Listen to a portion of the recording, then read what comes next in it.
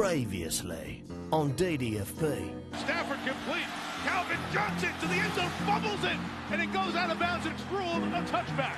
This was a botched call. We know it. The league knows it. You can't review that. Now they're the Lions. Probably would have blown it anyway, let's face it. Mike, what was it like playing with Coach Cower? I assume he yelled a lot, right? It wasn't really the yelling, it was the spitting. You know, he's probably one of the reasons why I put that shield on my helmet. Handsome Hank, of course, he's charming and handsome and he speaks well. Do you think when he goes... Love him so much, why don't you marry him? He's kind of hot. Hey, Torrey, don't let Shek get you in trouble.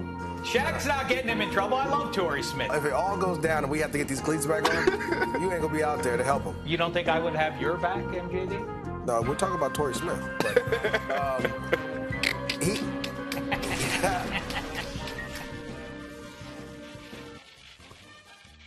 Hi and hello, football fans. It's your old pal Dave Dameshek. Welcome to the Dave Dameshek football program presented by McDonald's. I'm loving it. I'm loving all-day breakfast. Who wouldn't love the option of being able to eat breakfast when your belly decides it's time to eat a breakfast?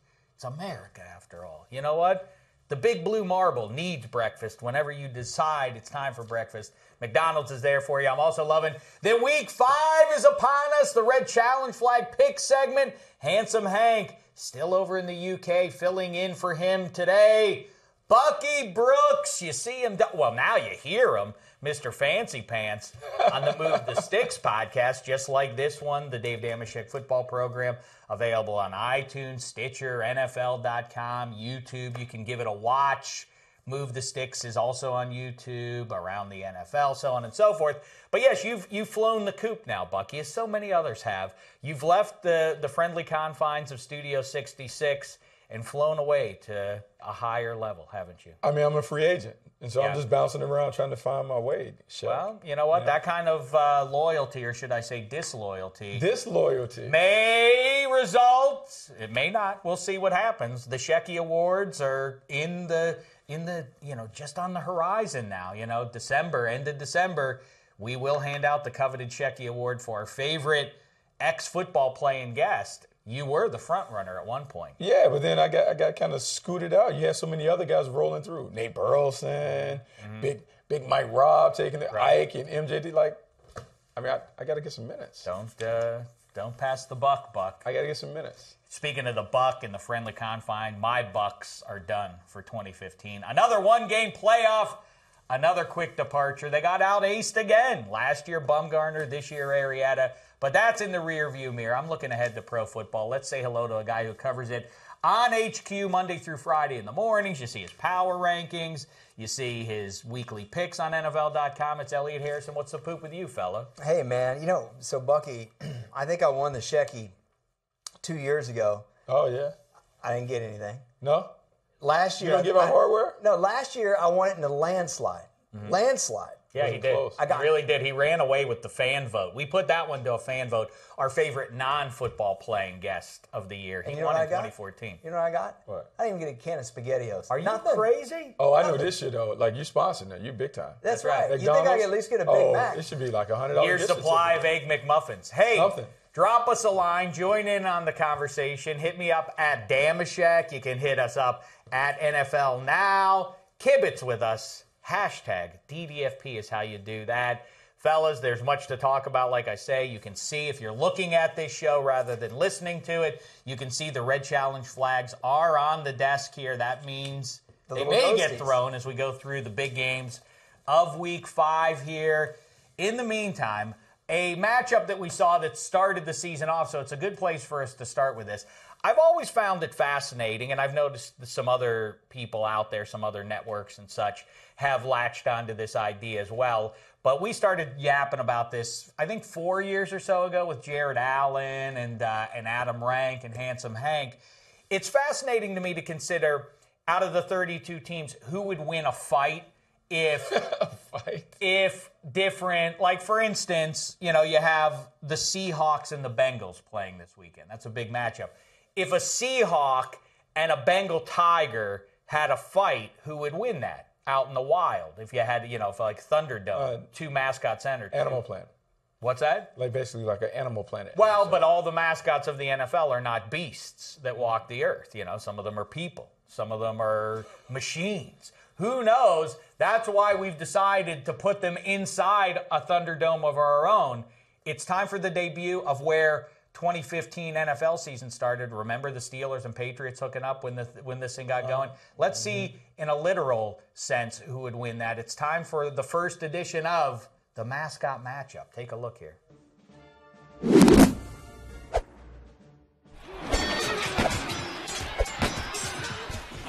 Corner, a revolutionary soldier. Standing 5 feet 6 inches tall, he's got a musket and is no stranger to battle. In the other corner, a steel worker sporting a metal hat and sizable muscles hewn from countless hours of lifting heavy stuff. The Patriot goes quick to his musket. Look out! Wait a minute. The steely fella is using his hat as a shield. Ingenious. Now he's beating the Patriot with it. Too late to wave the white flag. Now the steel worker is throwing the soldier into molten iron. This one goes to Pittsburgh. Might is right. All right, consolation for the Steelers fan. Yeah, that's right. Well, of course they won. I needed a pick-me-up. I needed a pick-me-up. The Pirates are out of the playoffs. The Steelers lost to Tom Brady. Please, let's be honest. Let me have that. The NFL missed the boat. The kickoff game should have been the Patriots at Dallas. Then we wouldn't have this whole problem with the injury deal, because now this game stinks this weekend when it could have been. Should that not have been the kickoff? Romo v. Brady. You don't want to see Brandon Whedon play against the Patriots? No. Not excited to see Brandon Whedon play? Yeah, there are a lot of backup QBs out there, a lot of guys under center, a lot of guys on football fields all over America playing that we didn't expect to be seeing.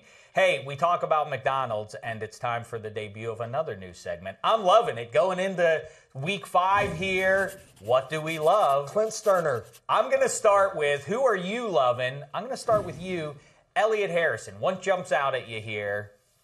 Well, I'm going to have to go with the Packers. I put them at the top of the power rankings. I took a little bit of grief for it by not having the Patriots there, but the Patriots were on a bye. And to me, Green Bay, this may be another Super Bowl title for them.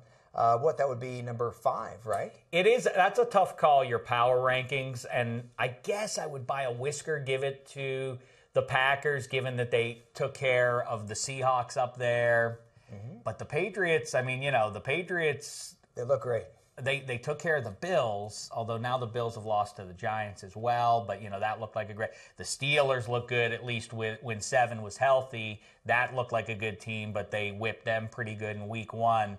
That's a pretty tight call. I guess there's no wrong answer there. And a month in, nobody's going to hold your feet to the fire. Oh, they won't. I'm sure they will. Well, they should. actually, yeah, I'm on sure Twitter, you're crazy. They should. I stand corrected. I bet you've been called an idiot. Patriot fans come out in droves about that. Yeah, true. You know what? That's a conversation for another time. But the fan base that is the most annoying when their team is good, who's a sneaky player in that one? The Atlanta Falcons fans. Because they vanish. If the Falcons aren't good, they've disappeared. It wilt down.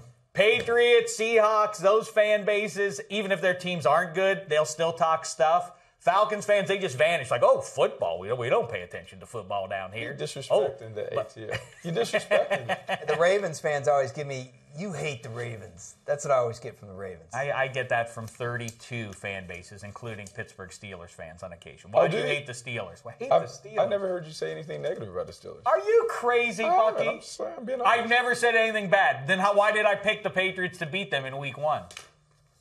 You didn't have Lev Bell. All right, Bucky. Who are you loving going into? I am loving the cornerback wide receiver matchups this weekend, namely Richard Sherman and A.J. Green and Patrick Peterson versus Calvin Johnson. You're seeing juicy premier corners take on top wide receivers. How will those guys hold up? Patrick Peterson is playing really, really well. Struggled last year, but he's back to playing like the Patrick Peterson we expected. Calvin Johnson, on the other hand, is on the decline. I think this is a really, really intriguing matchup. I think this is one where Patrick Peterson has his way. Is it me, or are we seeing Richard Sherman thrown at more this season? I don't know. He's on the left side. He's always easy to find. Most of the time, if you look at it from an offensive standpoint, he's on the right-hand side of the offense. Most quarterbacks are right-handed, so that's their comfort zone. Using your own example, Michael Vick, that 4th down play where they threw the out to Antonio Brown, they threw it to his right. He's left-handed. That's why the ball sails. Most of the time, offensive coordinators want to put it in the sweet spot of the quarterback. That's why most balls are going to the right, which is why you want your corner at left corner. We'll pick the overall winner of these games. Who do you like in these individual matchups? A.J. Green versus Rich Sherman, Calvin Johnson versus Patrick Peterson. You think the DBs win this? Yeah, I like Sherman. By the way, guys, Seahawks, no interceptions yet. Isn't that crazy? Hey, by the way, I know we talk about it, but I don't think we're really embracing how close the Seahawks were to being 1-3. And if they were 1-3, then it becomes a season-long sort of thing to be seeing if this team that's been in the last 2 Super Bowls can even get into the playoffs. That's a legitimate story. I mean, they were close, but I know the controversy at the end of the game, I think it took away from the Cam Chancellor impact, the play that he made. To punch that ball out, to have the wherewithal to knock that out and to make that kind of play, I think it galvanizes them, and I think it leads them maybe on a run, maybe after this one. Yeah, there's nothing fluky about Cam's play. If that ball gets tapped out of bounds, or it did get tapped out of bounds, there's no lion anywhere near it. Theo Riddick is close. The ball was going out of bounds. Yeah, it's because Theo Riddick and Golden Tate had their arms up like, hey, we just scored a touchdown. The refs would have bailed the Lions out by a quirky rule. That play Cam Chancellor made, he peeled off the rub route and then circled back. I mean, that was incredible hustle. It's a 3-car garage in which our cars are all parked right here because that's what I said on our early podcast of the week is let's not obscure because KJ Wright with this obscure rule shoved the ball out of bounds. It shouldn't cover up the dynamite play by Cam Chancellor, who was the big story 2 weeks ago. Where is he? The Seahawks team ain't right until Chancellor's back out there. And so we see against one of the best players in the NFL, he strips him of the ball. Really, I mean, changes. It's not hyperbole to say, the Seahawks, if they're 1-3, I don't know if they go to the playoffs. Now they're going to get on a roll. You can feel that. And the Lions with a chance at 1-3, that would have been a huge victory, season-changing for their mentality. Now at 0-4, it's hard to imagine them getting back into it. I'm sorry, I didn't mean to interrupt. I just realized I didn't answer your question. I got Megatron over Patrick Peterson. Megatron over Patrick Peterson. I had Patrick Peterson over that one. I have Richard Sherman over A.J. Green. But it doesn't necessarily mean that the Bengals offense will sputter. It's just, I think, when they're lined up, I think Richard Sherman does a great job snuffing them out. I'm looking forward to digging into these games a little bit further. But let me tell you what I'm loving going into Week 5. I'm loving some of the matchups if it were 1978 or thereabouts. I mean, from a uniform perspective. You know I love my uniforms, fellas. EH, you love them too. I do. Buck, you act cool sometimes, but when the hip football guys aren't around and you let your hair down a little bit, I like uniforms. You just want me to like all retro uniforms. I like some of the new stuff. You just like all the. That's not true. I like Oregon's uniforms. Which ones? Some of them. That's the issue. Have a bunch of them. They're not always good. So you like the Donald Duck figure, or you like? I do like the Donald Duck. Let me speak specifically. First of all, the Steelers and the Chargers are on Monday Night Football. This would be great if they were dressed like this, but they're not going to be because the Chargers wear those silly get-ups that they currently have. The black numbers on the hat are where it's at, along with the powder blue. In 78, they were already to the blue helmet. But. That's true. Well, I mean, listen, I'm just talking retro. Yes, you're absolutely right, EH. The San Diego Chargers of the Coryell era, when they would wear the white jerseys, blue hat, gold pants, divine. Still look good. Either way, it's better than the lousy thing that they're going to wear. Now the Steelers will look good, although they still should wear a gray face mask. It's the color of steel, after all. The other one, this is the big matchup of Week 5, the Seahawks and the Bengals. It's just not going to look good because of those silly tiger stripes on the home team and the blue. No, I don't like them. It tries too hard. That, though. Andy Dalton, I'm calling number 14 Andy Dalton. Ken Anderson, his predecessor in 14, and in black and orange. That's where that uniform's at. Just the simple Bengals looks nice on their hats, and then the retro Seahawks, their original get-ups, the silver hat, the silver pants, even the white jerseys, I think that would be a better look if we could get that one. And then lastly, the Patriots are at the Cowboys, and this will be a fine game to watch. Brady v. Whedon, who's not excited about that matchup. I'm excited about it. I'm going to watch it for sure. I just wish that the Patriots would wear the Patriot get-ups, the red jerseys, the white hats. Right, they're wearing their white robes in the picture that we just showed. But you mentioned Steve Grogan. Here's your fun fact. So you remember when Cam Newton in 2011 had 15 rushing touchdowns? Mm-hmm. It was Steve Grogan's record that he You think of Did Steve Grogan. Did he have 12 or 13 a year? Yeah, Steve Grogan in 76. But Steve Grogan, we remember him at the end of his career when he's like in a full body cast. He's the only QB I can ever neck remember. roll. Yeah, wearing a neck roll. But early in his career, he used to run all the time. Just too many hits. That's right. Yeah, he was a good QB, and ultimately they turned to him in Super Bowl. Well, throughout that season in '85 when they wound up in the Super Bowl and lost to the Bears. All right, that's a wrap on who we're loving this week. Presented by McDonald's all-day breakfast. I might go get me some after this. You know what? Again, it's my liberty to Egg do so. McMuffin or sausage McMuffin? Well, can I? Yeah, you know what? I do like that sausage patty in between the bread there. What I really love is that what we don't sing enough songs about is the English muffin. Whose invention was this? Thank goodness that trailblazer came along. All right, let's get into it, fellas. We've already started yapping about it. Week 5, it is time for the Red Challenge Flag. See, I was talking over that. I want to hear the song again. Play it again. Red Challenge Flag pick segment. Can we hear it? You know what? I like it even better when Elliot Harrison sings. Oh. Red Challenge Flag picks. I don't even. Yeah, Elliot added a little something to it. Red Challenge Flag. I feel like your finger was going up. I feel like your hand was going up when he you were could be in a that. boy band, Elliot. Red Challenge Flag picks. I almost went with the Michael McDonald with one hand over the ear. Red Challenge Flag picks. Oh my God. Hey. All right. I love Red Challenge Flag. All right, Elliot Harrison, I'm going to start with you. This is a gimme. Why is this a Red Challenge Flag picks game? I don't know. Rams? All right, I guess they've had their moments this season so far. But they're up in Lambeau against the Packers. I know who Elliot's going to pick without having to think about it. We just talked about his team. That's all right. Number this one. is a good training one for Bucky's not That's used to right. the process. Now remember, Elliot's going to just say who he's picking. If you disagree, you throw the flag and analyze why. You give the analysis. That's correct. All right, Elliot Harrison. Rams, Packers. How say you? I'm taking the Packers at Lambeau. Bucky Brooks, how say you? I'm going with the Packers, but if I'd known this was all debatable, I would have just taken the counter so I could just pelt him with red flag. Feel free to do so. I think the Packers win. I think the Packers ultimately have a better team in Lambeau because Aaron Rodgers is so hot, 43 touchdowns, no interceptions the last 18, 19 games in Lambeau. I think he continues to roll. I am curious to see how Greg Williams attacks him. He likes to knock out quarterbacks. That front line can give them some problems up front. Well, I'm intrigued by a couple of things with this. First of all, Todd Gurley, before this gets too far out of the barn, I want to say, because Bucky, I said this, and I want confirmation on this. It's important to me. I have low self-esteem, and I need people who heard me say it to verify before things get too crazy. Who told you? Not at the draft of 2015. I didn't tell you this in 2014. In 2013, did I tell you that Todd Gurley would be a humongous NFL star, one of the great runners of the era? You may have said it on one of our segments. I said it many times. We're doing all the college football stuff, but it's kind of easy when a guy's rushing for maybe 1,500 yards in the SEC, doing all kinds of stuff, jumping over tall buildings. There are a lot of good running backs in college football. I don't point at them and say, "Well, look out for this guy." I'd have been more inclined if you'd be like, "Hey, you know who's going to be good? Justin Forsett's going to be good." Like, that's what I want. I want some insider tips. Cal? How about it when I'm right? How about when?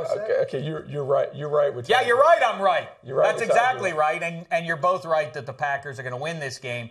That streak. People love their numbers and everything, but that streak. I don't even know what the number is specifically. What it must be 570-ish that Aaron Rodgers now has thrown in Lambeau without getting picked off. It's, remarkable stuff. So you got to stay with the Packers here. I guess I took the Chiefs, actually. I thought maybe that'd be a letdown. Chiefs trying to bounce back after the loss in Denver. That didn't work out. So now I just can't go against Rodgers again. Not in title time. I have two questions. One, Forsett. Cal? Yeah. Yep. I usually don't get that. Two, have you ever seen scouting anyone in college who's had a run like this at home? The way Rodgers had it at home. Anyone dominate from the quarterback position at home like this? No, I haven't seen anything like this. This is remarkable. And I was in Green Bay when Brett Favre won 3 straight MVPs. So that era from 95 to 97.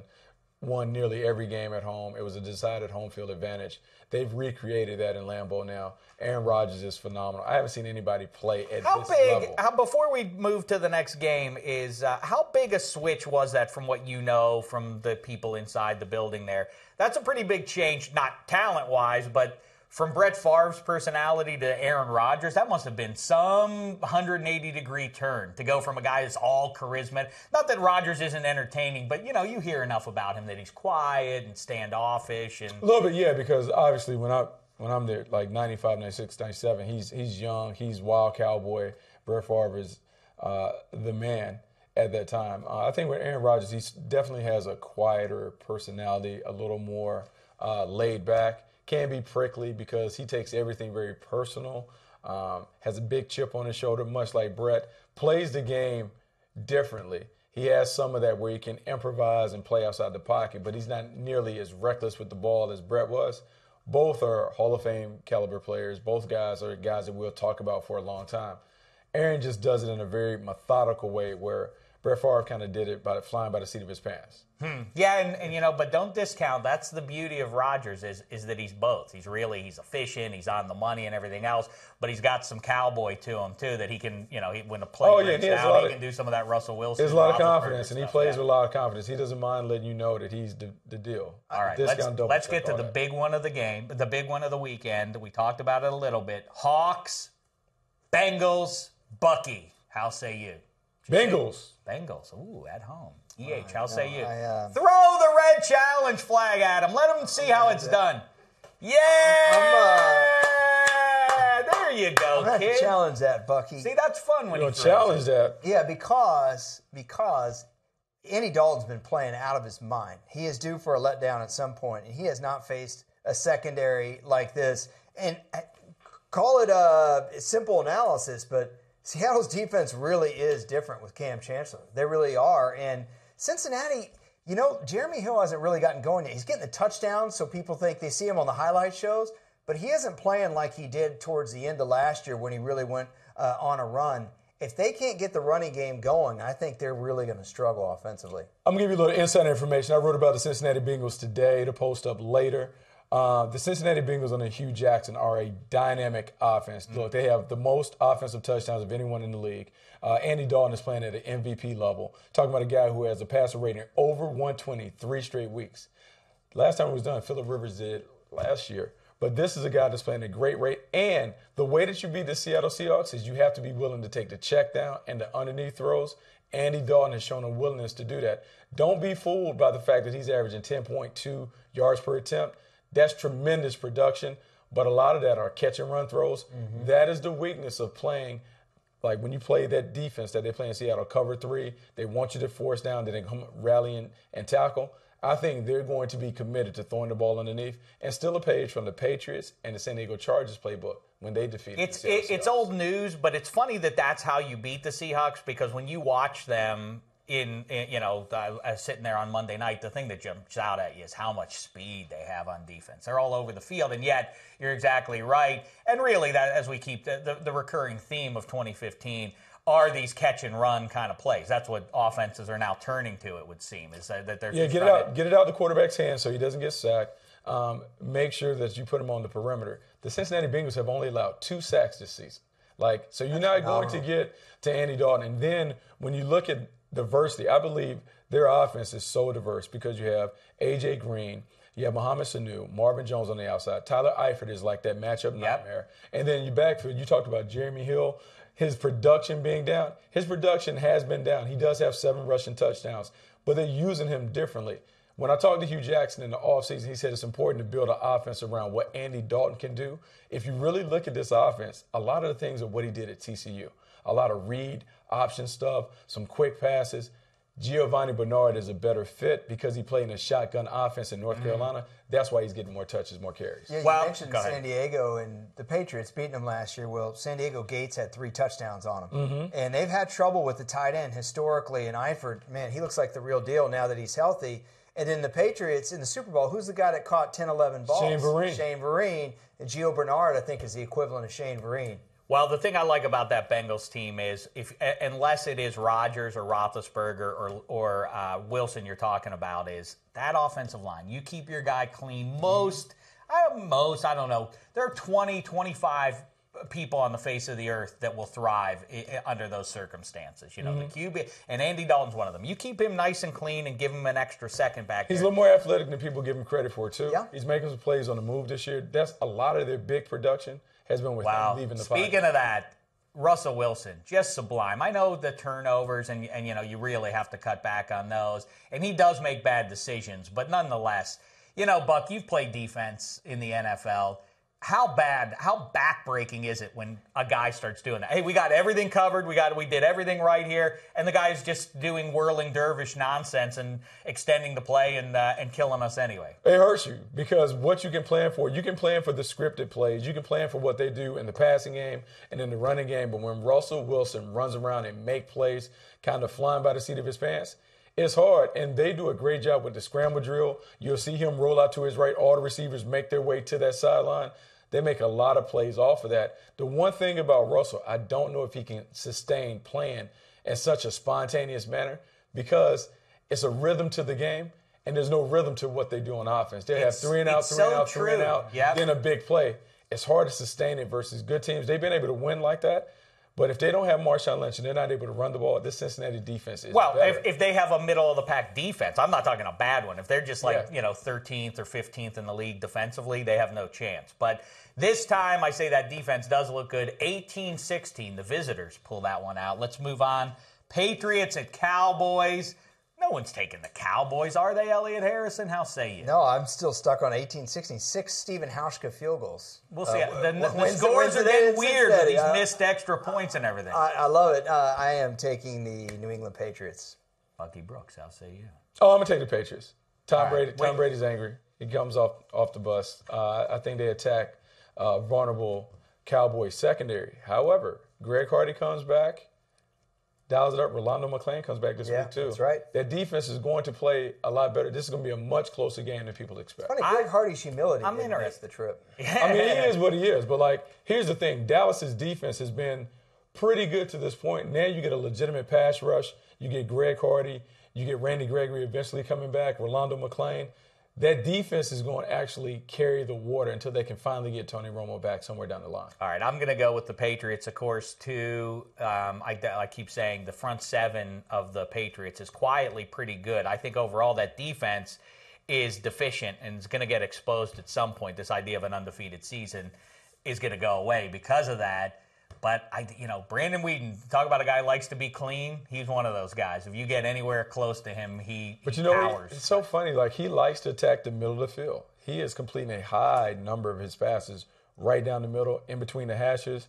If he's going to attack, he's going to try and hit him right down the pipe. We've learned about trash talking, and 101 is you don't talk about somebody's lady. You don't get in on that. Oh, I mean, Ike and MJD. Ike and MJD, who are trash talkers supreme, say you don't bring that up. You don't want to do that. It can get violent. But one thing you don't do it to Tom Brady. Tom Brady now is going to set about embarrassing Greg Hardy at some.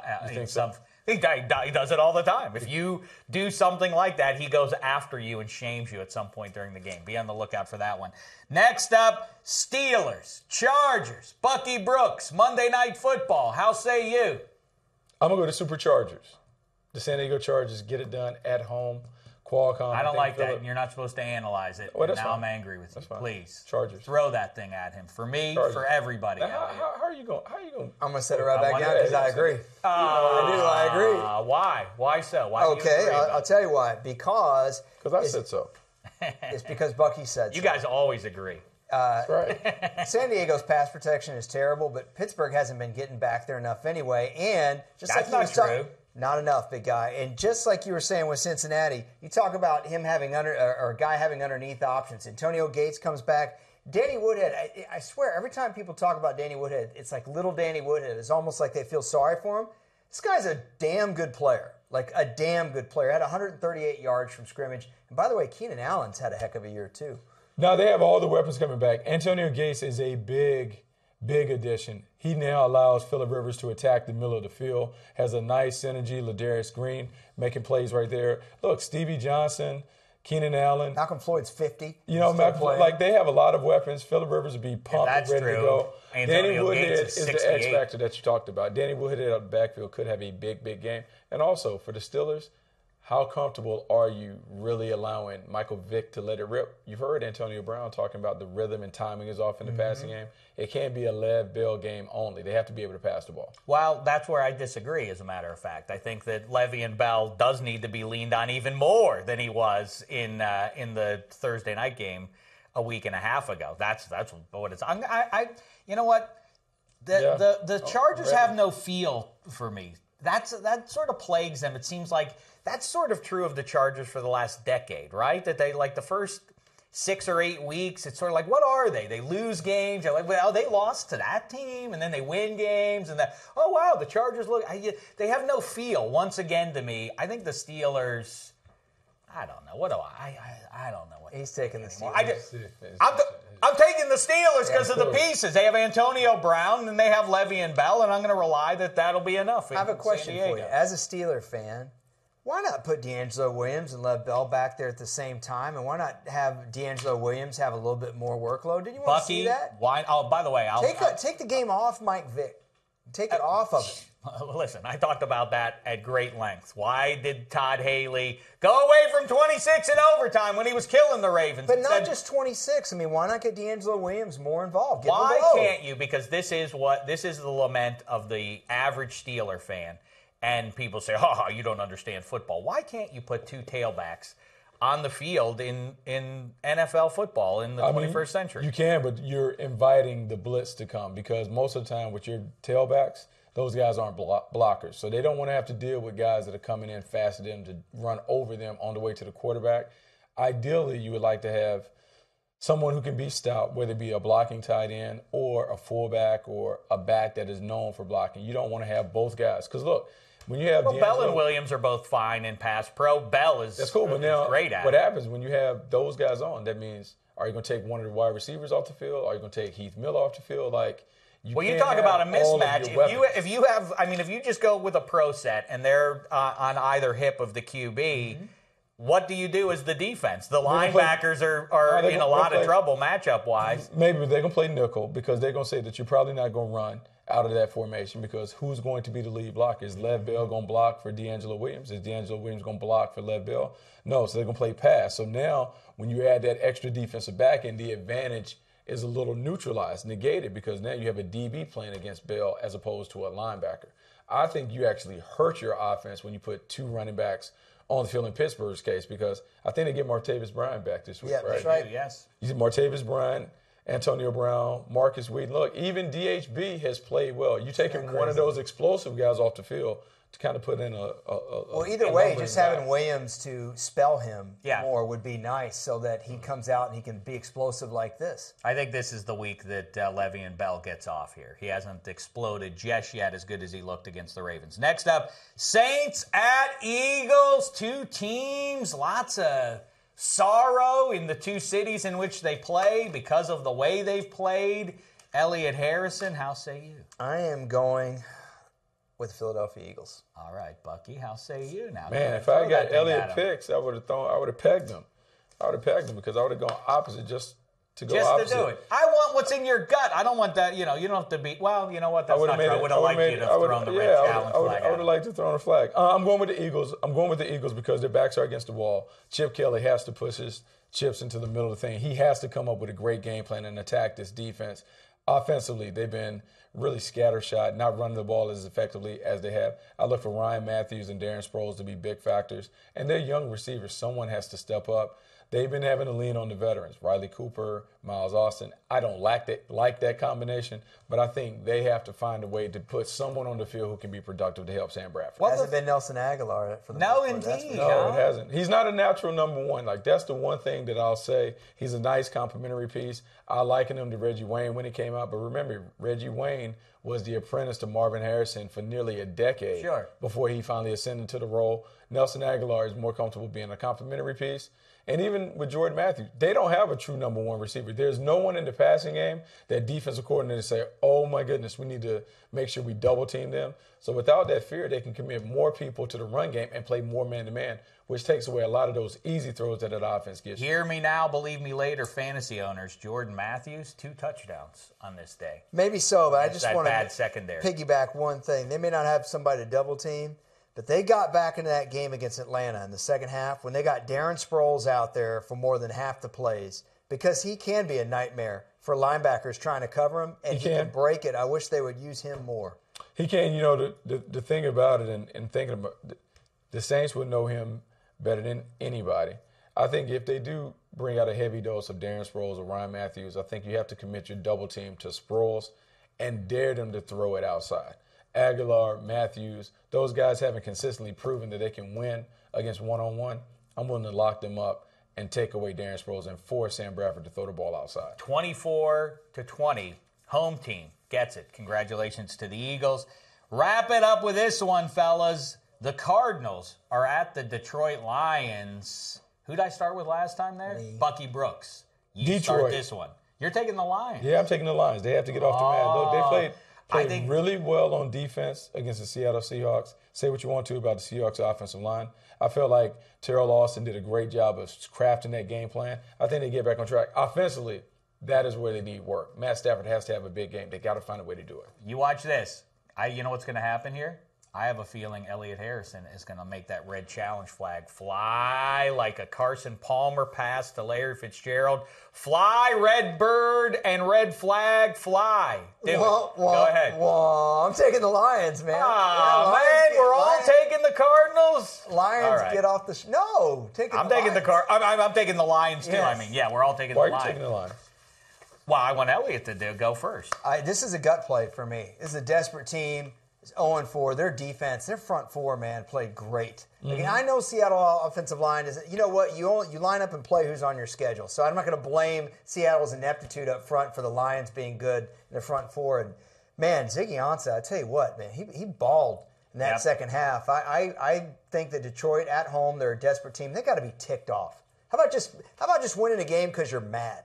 I think what happens in the locker room, Bucky, to me it feels like, or not even in the locker room, once they get out on the field, I feel like this game, and like I say, I'm going Lions too, but it's sort of like we said about the Dolphins in the preseason. I picked the Dolphins to win the division, but I put the big asterisk next to it. I said if they get out of the gate slowly, this is going to be one of the worst teams in the AFC, and now they are, because it's a gut thing. And I feel like if the Lions go out there and they score early, it's gonna the stress will reduce and they'll get rolling and they'll feel good. I think if they get down a touchdown, 10 points in this one, they're just going to collapse and they will never come back in the season. But I'm going to gamble that they're going to show up early in this game, start feeling good, beat the Cardinals. Big game. They have to play with desperation. Joe Lombardi has to call a game as if it's a playoff berth on the line. He has to find a way to make Matt Stafford comfortable. He has not been comfortable. He's not really completing a high number of his passes, and he continues to turn the ball over. And so if I'm Joe Lombardi, I want to make sure within the first 10 plays that I make sure that Matt Stafford is in a rhythm. I need to get touches to Golden Tate, Calvin Johnson. I either want Amir Abdullah to touch the ball early. Force the fear in the defense by going at them. It's a tough defense that you're dealing with, the Arizona Cardinals. More than likely, you're not going to be able to run. This is a game where Matt Stafford may have to throw 40, 45. Well, it's funny because the bubble screens, those need to go to Golden Tate. The one thing Megatron does not do compared to and he's coming back to the pack. Yeah, Demaryius Thomas or anybody else, Calvin Johnson, throwing a little swing pass and say, hey, run this one for 20 yards. That's not the way he's not that kind of explosive guy. But Tate can do that. Sure. I feel like this is like the third down back show because the guy that's been the best back for them is Theo Riddick. When he's on the field, he makes plays for them. I feel like Amir Abdullah's 1,000-yard season is under here somewhere. I don't know what's going on with him. I thought that he was supposed to be the big fantasy hype train guy. Yeah, the hype train, exactly. The Devontae Adams Memorial Award is what we should call it next year. But I feel like Theo Riddick is really key for them. And, you got to get Golden Tate involved. Isn't Eric Ebron hurt right now? I think he's hurt. That actually may be good for Calvin Johnson and Golden Tate. So now it's one less guy that can divert the attention of Matt Stafford. You have to get Golden Tate involved early. Those bubble screens, those quick plays, those things where he catches it on the move, allow him to do the work. I think Calvin Johnson there is really coming back to the pack in terms of he's no longer that guy that is head and shoulders above everyone else at the position. You don't see the speed. You don't see the explosiveness. You're beginning to see, like, issues with drops. And that hit that Cam Chancellor put on him, not the one at the end zone, but the one over the middle of the field. Yep. Yes. To me, that was a thing I was like, ooh, he didn't see that. It was big. He's big enough to sustain it, but you're now seeing him get tagged more. I just think they need to kind of move and shift the offensive approach. Wait, we just spent 5 minutes of our lives talking about the 0-4 Lions. The intriguing thing is if the Cardinals lose, all of a sudden all this thing about, like, the Cardinals are getting away from the Seahawks the first month, the Seahawks are going to be right there in the NFC West and have them right in their sights there. Here are the rest of my picks for Week 5 here. You can check those out at NFL.com. On my weekly spoiler alert, of course, NFL.com. You also find Elliot Harrison's.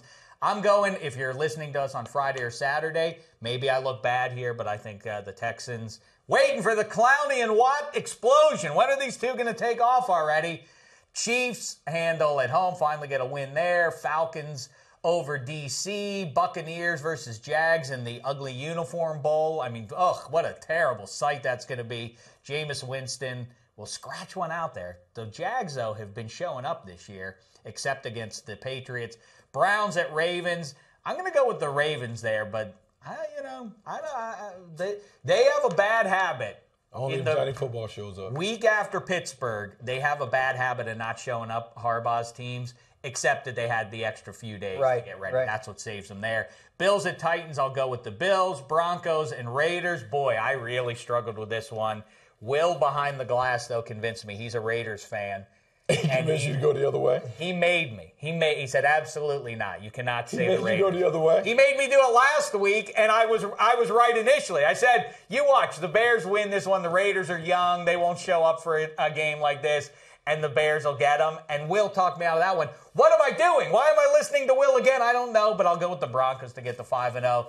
Last one, Sunday night, 49ers and the Giants. Who canceled? That's our Sunday night game? Yeah, for all of America? It's a good game. Yeah, it's a good game. For the Giants, because they're going to win, because the Niners are crummy. I know a lot of you. Oh, you're taking the Niners? Yeah. You're taking the Niners? I'll take the Niners in that one. All right. I just wanted to assure all of your listeners, sometimes they feel like, hey, we don't get to see it. All that was just a big wall of graphics that they missed. Yeah, it wasn't very exciting. It was just a couple little team logos. And yeah. Trust me. Yeah, trust EH. It wasn't very good. Hey, Bucky, you love the college football. I love it. Elliot Harrison, not so much. But a lot of people in these hallways do. We went around yesterday and talked to some people to see how well they knew their college fight song. Take a look here.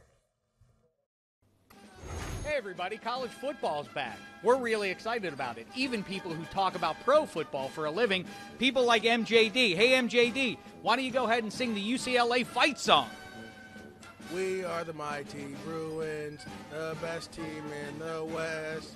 We're marching on to victory to conquer all the rest. Oh, well, you look at this. Ike Taylor, as usual, surrounded by women. Hey, take a break for 1 second. Sing your fight song. Hey, Ike, sing your fight song. Ike, fight song. Go! You don't know it, do you? No, I don't know why you come over here with the mic. Hey, Steve Weish, ace reporter for NFL Media. Sing your fight song. My fight song? Oh, Howard, we sing to thee. It's not a fight song. It's more an alma mater. It's more of a gospel thing than Howard University. Not a fan. We are the mighty Bruins, triumphant evermore. And you can hear from far near the mighty Bruin roar. Yeah, Colleen Wolfe, NFL Now. Sing your fight song. My fight song, it's go, go, go, Shek. Shek is going to help me go, go, go. I don't know. Look at Jen. She is, why don't we ask Jen? Stop asking other people. I want you. What's the name of your school? My school? Drexel? Yeah, sing the fight song. Drexel doesn't even have a sports team. Enough of you. I hear someone singing the right tune here. This guy is speaking my language, or more accurately, singing my language. Indiana University alumnus, not unlike myself. Right? Rhett Lewis, lay it on me, the IU fight song. Indiana, Indiana, Indiana, we're all for you. We will fight for the cream and crimson, for the glory of old IU. Never daunted, we will not falter. In the battle, we're tried and true. Indiana, Indiana, Indiana, we're for you. UCLA. UCLA. Fight, fight, fight. There you go. Well done. Mark took everybody. How's it going, guys? I didn't ask for greetings. I want song, boys. Song. Let's see. All right, here we go. Hold on. You have to put your bag down to sing? Well, I can hum the fight song, but I can do the, I don't even know what it's called, but it's riff, ram, ba, zoo, lickety, lickety, zoo, zoo, hoo, wah, wah, hoo, give 'em hell, TCU. That's how you do it. And that belonged in the Final Four last year? I don't think so, sir. What is Alabama's fight song? Or Oregon's? Those aren't my business. I mean, is that their fight song? Do your horn frog symbol thing. What do they do? That's really dumb. That's really dumb. It really does try way too hard. Buck, you know your UNC fight song. Yeah, I'm a Tar Heel born, I'm a Tar Heel bred, and when I die, I'll be Tar Heel dead. So it's rah, Carolina, rah, Carolina, rah, Carolina, go to hell. What was that? I'm not sure I even know what that little flourish at the end was all about. That's part of it. Really? Yeah. Looked like you gave me the finger or something That's there. part of it. All right. Elliot Harrison, HQ, Monday through Friday, and then on Sunday, Elliot, Bucky, Ike Taylor, Maurice Jones-Drew, Mark Iztook, Colleen Wolf, Akbar Bajabiamila, we all get together from 1 p.m. Eastern all the way through the late games conclusion. We watch them. It's NFL Now Game Day Blitz. Make sure you tune in for that one. And Bucky Brooks, I guess that's it for you, too. I was going to promote something, but move the sticks. That's what I was going to promote. Oh, okay. Oh, speaking of which, will you give Daniel Jeremiah a message? I've been waiting to tell him this, and I want you to tell him. What? The message is, Daniel Jeremiah, you are... Find out more on the next DDFP.